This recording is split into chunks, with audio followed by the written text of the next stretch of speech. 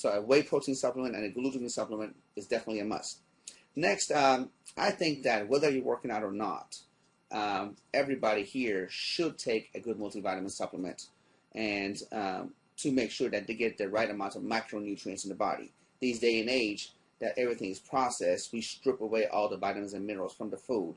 So a good multivitamin mineral supplement, will do you wonders. Just a cheap insurance that your body gets the nutrients. I mean, I think Costco get great deals on them. The key to that is just make sure you take it, and make sure you take it on a full stomach and not an empty stomach, because sometimes on an empty stomach it can irritate your stomach. Now,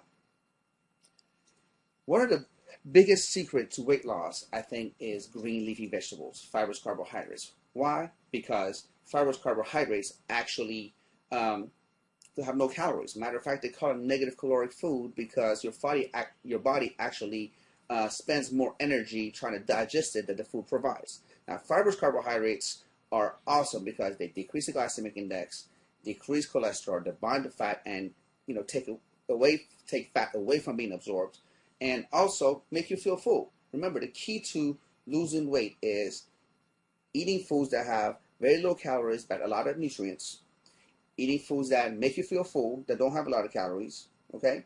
And eating foods that are super, super dense and nutritious. Nothing, explains that better than green, leafy, fibrous carbohydrates. So as far as those are concerned, in my opinion, the way I teach my clients, that there's not enough of those that you can eat. The more the better. As long as you're not putting butter and ranch dressing on it, I think we're good to go. So knock yourself out with those. Now, a lot of times we use condiments, and condiments sometimes just kill our diet, like regular ranch dressing, or like mayonnaise or barbecue sauce. These are all fatty stuff, and also barbecue sauce maybe not be so fatty, but has a lot of sugar. So replace those with more like hot sauces and mustard, and maybe even fat-free mayo, the kind of things like that, or maybe low-fat dressing. Matter of fact, if you are going to use dressing on salads and things like that, don't pour dressing on your salad. Put it on the side, dip your fork into the dressing, then slowly put it on the salad. That way you'll be surprised how much calories you will save, and that's something that I teach all my clients. Now, let's talk about the most important macronutrients, in my opinion, for your body, which is water. Your body is made up of 66%, 2/3 water. Every physiological reaction in your body needs water. You can only go 3 or 4 days without water before just passing out and dying. So it's so important for you to sip on water all day long. It is so important. Matter of fact, as we speak, it reminds me that I have a refrigerator here. I'm going to go right in here and grab my water so I can sip on water all day long, because it is the most important nutrient. Water is important, especially when you're on a high-protein diet, because high-protein diet seems to increase our urea, and urea needs to be excreted through water and through your kidneys. And also keeps everything moving. One thing that I want to share with you, that as you age, your water level decreases. That's why you get wrinkled up, and that's why you get wrinkles, and your skin starts to show signs of age. Well, if you want to live longer, you want to look better, drink more water. Okay? Now, let's talk about the other type of water, alcohol. Alcohol has 7 calories per gram.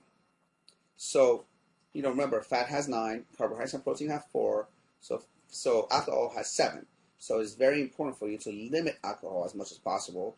But I understand we're living in a social environment, social life, that we have to go out and entertain people and maybe have some alcohol. So I'm not telling you to just, live in a bubble, go in a corner and be a hermit.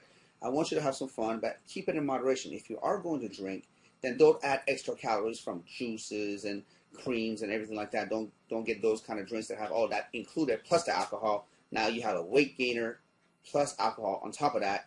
So I would just do alcohol by itself without adding all kinds of stuff to it. Now, keep in mind that as soon as a drop of alcohol enters your bloodstream, all fat burning process stops. Okay?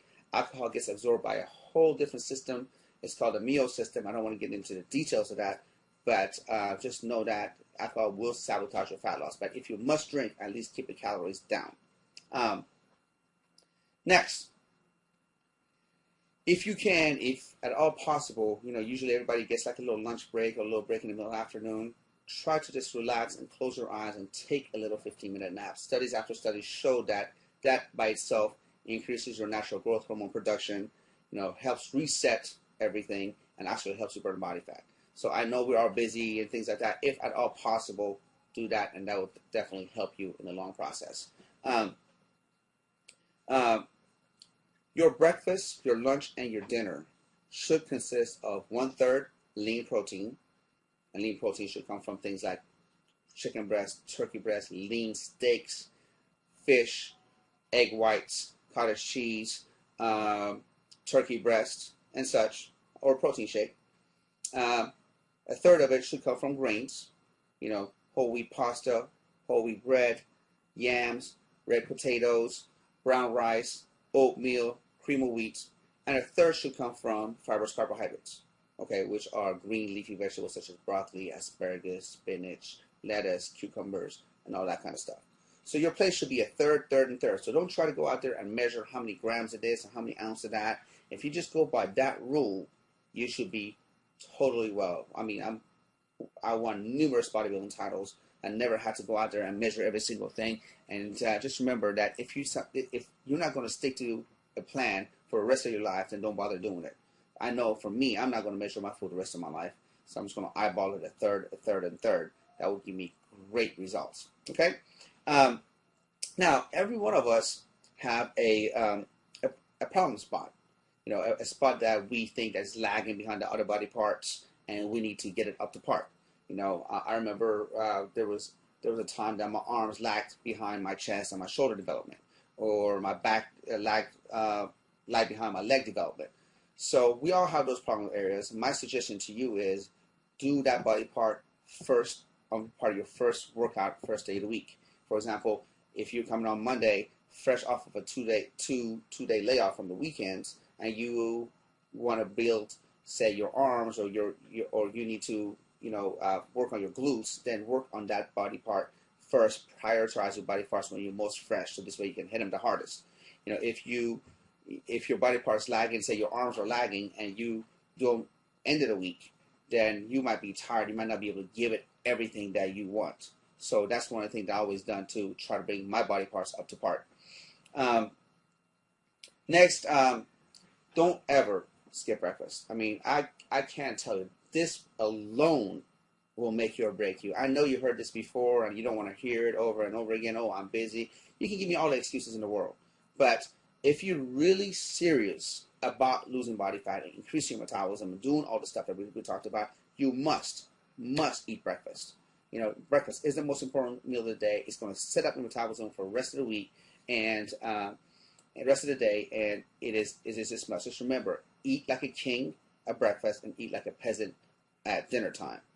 Breakfast, you need a bigger meal because you're running around, you're working, you're doing things. You need the bigger meal to be able to fuel your body, fuel your brain, and be able to run around. But don't eat so much at night if you're just going to be watching, I don't know, Entourage. That's my favorite show. Or, I don't know, what is out there? Charlotte, what's your favorite show? I like House. House. See, I don't watch that much movie.